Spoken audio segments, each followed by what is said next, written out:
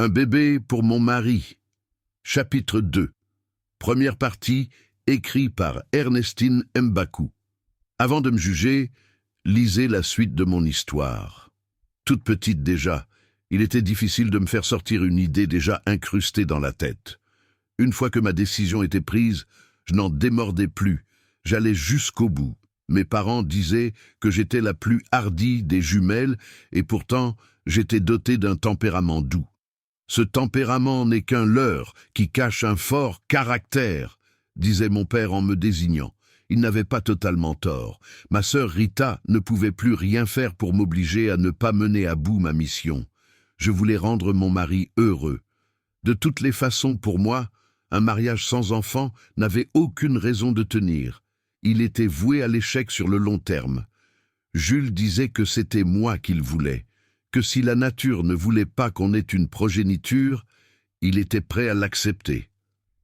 Jules aurait tout fait pour moi. Avant de le rencontrer, je croyais que l'amour n'était qu'une invention pour nous distraire.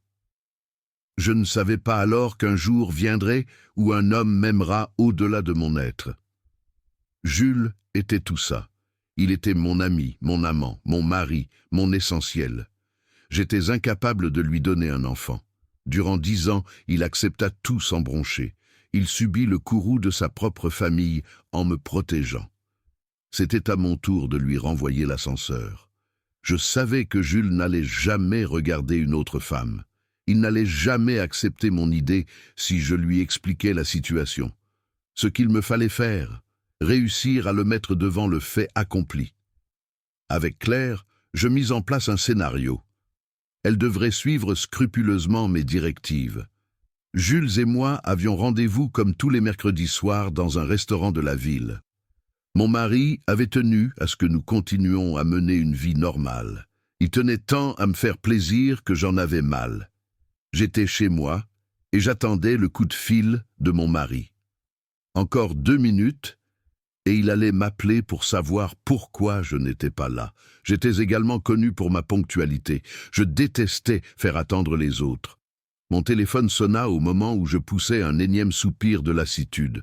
Mon écran affichait un nom. Mon amour. Je pris une grande inspiration et décrochai. « Oui, amour. Chérie, où es-tu? Ça fait 5 minutes que je t'attends. » J'avais déjà le discours préparé au bout de mes lèvres. « Oh, désolé. J'ai mal au ventre. Je devais t'appeler, mais je ne sais plus. J'ai pris un cachet. Je vais me coucher. Prends un verre avant de rentrer, chérie. » C'est rien. Ça va aller. C'était la première fois que je décommandais un rendez-vous, ainsi et à la dernière minute. Rachel, je pouvais l'imaginer se levant regardant autour de lui comme s'il allait trouver la réponse. Je suis sous la couette. Le roman entier est disponible sur Amazon, Fnac, YouScribe et Liretama. Abonnez-vous et partagez.